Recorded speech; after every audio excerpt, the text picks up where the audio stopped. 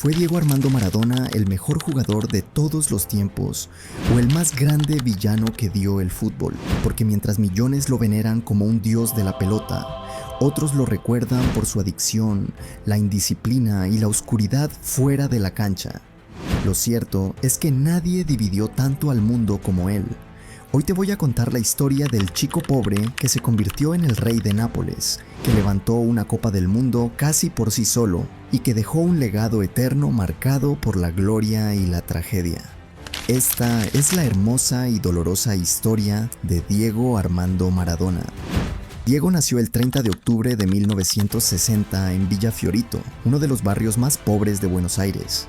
Era el quinto de 8 hijos en una familia que apenas sobrevivía con el sueldo de su padre en una fábrica, mientras su madre se encargaba de alimentar a todos como podía. La pobreza era tan dura que muchas veces no había comida suficiente, pero a los 3 años Diego recibió su primer balón. Ese día comenzó una obsesión que nunca terminó. A los 8 años llegó a las juveniles de Argentinos Juniors y los entrenadores no creían que realmente tuviera esa edad, porque su talento parecía de un adulto. Tanto así que le exigieron mostrar su partida de nacimiento para confirmar que en verdad era un niño. Desde ese momento entendieron que tenían a un genio en formación. Con apenas 12 años ya era tan popular que lo llamaban en los entretiempos de los partidos de primera para entretener al público con sus malabares. Los hinchas quedaban hipnotizados con su habilidad y a los 15 años debutó en la primera división de Argentina.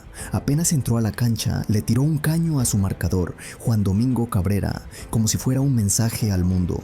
Aquí está Maradona. Pronto fue bautizado como el Pibe de Oro, el chico que tenía magia en los pies y que se estaba preparando para cambiar la historia del fútbol. El salto a la élite argentina. En Argentinos Juniors jugó 167 partidos y marcó 115 goles, números asombrosos para un mediocampista. Sin embargo, no logró títulos con ese club y por eso en 1981 fichó por Boca Juniors, el equipo de sus amores. Pese a que River Plate lo quería y era el club más poderoso del país, Diego eligió la camiseta azul y oro que había soñado desde niño. El debut fue espectacular, 2 goles y una ovación interminable. Ese año, Boca fue campeón y Maradona se consolidó como ídolo. Había conquistado Argentina y ahora se preparaba para conquistar el mundo. En 1982 fue convocado a su primer mundial, en España. Llegaba como la gran esperanza de la albiceleste, pero el torneo terminó en frustración. Fue golpeado sin piedad por los rivales, perdió los nervios y acabó expulsado ante Brasil tras una brutal patada a Batista. Argentina quedó eliminada y Diego con un sabor amargo. Sin embargo, ese mismo verano se convirtió en el fichaje más caro del mundo, al llegar al Barcelona por 5 millones de libras. Su primera temporada fue intermitente, hepatitis y lesiones lo mantuvieron fuera varios meses, aunque dejó momentos inolvidables, como el golazo en el Santiago Bernabéu que arrancó aplausos de los propios hinchas del Real Madrid, algo que solo se ha repetido después con Ronaldinho. Pero su segunda temporada estuvo marcada por la tragedia. Un criminal tackle de Andoni Goicoechea, el carnicero de Bilbao, le rompió el tobillo y casi acaba con su carrera. Diego volvió, pero en la final de la Copa del Rey de 1984 se desató una batalla campal después de que lo provocaran e insultaran. Maradona repartió patadas, puñetazos y hasta un rodillazo que dejó a un rival inconsciente. Aquella noche fue el fin de su etapa en el Barça. El club quería deshacerse de él. El 5 de julio de 1984, Maradona firmó con el Napoli por 6,9 millones de libras. Un nuevo récord. Muchos no entendieron por qué se iba a un club pequeño del sur de Italia, un equipo que siempre peleaba por no descender. Pero Diego vio en Nápoles el reflejo de su infancia. Pobreza, marginación, lucha contra el poder del norte rico. Cuando fue presentado en San Paolo, 75,000 personas lo recibieron como a un salvador.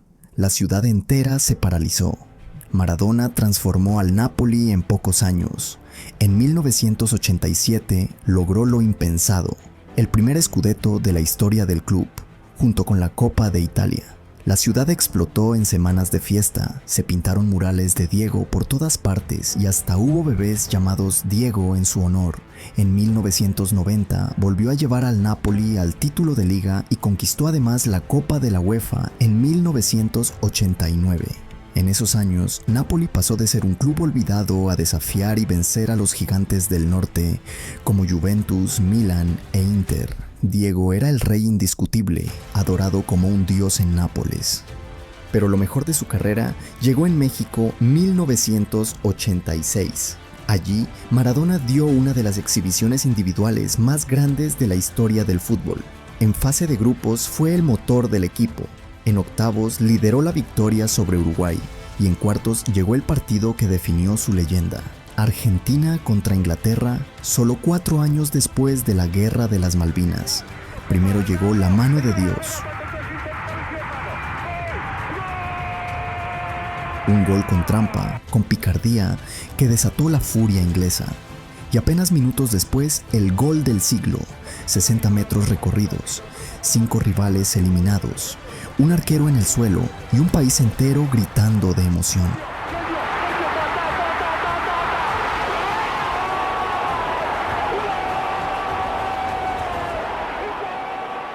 Ningún jugador en la historia había logrado algo parecido en un mundial. En semifinales anotó 2 goles a Bélgica y en la final asistió el gol decisivo para vencer 3-2 a Alemania. Maradona levantó la Copa del Mundo como capitán y quedó inmortalizado como héroe nacional. Ese torneo lo consagró como el mejor del planeta, como un futbolista capaz de cargar a toda una nación sobre sus hombros. Pero mientras en la cancha era un dios, fuera de ella sus demonios crecían. En Nápoles empezó a relacionarse con la camorra, la mafia local. Sus fiestas eran legendarias, noches sin fin de alcohol y cocaína. A menudo llegaba tarde a los entrenamientos o directamente no aparecía. En 1991, un control antidopaje lo suspendió 15 meses por consumo de cocaína. Fue pues el principio del fin. Regresó a Sport Argentina, más tarde jugó en Sevilla y Newell's Old Boys, pero nunca volvió a su nivel. En el Mundial de Estados Unidos 1994 pareció renacer.